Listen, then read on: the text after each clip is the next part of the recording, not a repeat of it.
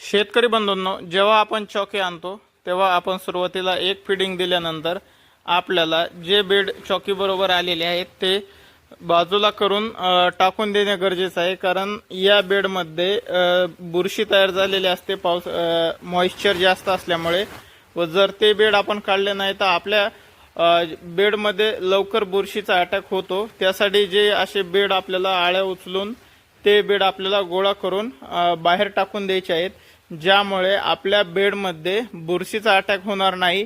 व ज्या छोट्या आळ्या राहिलेल्या असतात, आता इथे या पद्धतीने छोट्या ज्या आळ्या राहिलेल्या आहेत त्या आळ्या जर बाजूला निघल्या तर आपला मोल्टमध्ये आळी बारीक मोठी होत नाही। त्यासाठी आपल्याला चॉकी आल्यानंतर दुसऱ्या दिवशी हे काम करायचं आहे, ज्यामुळे आपल्या बॅचमध्ये आळीची संख्या एकसारखी राहण्यास मदत होते।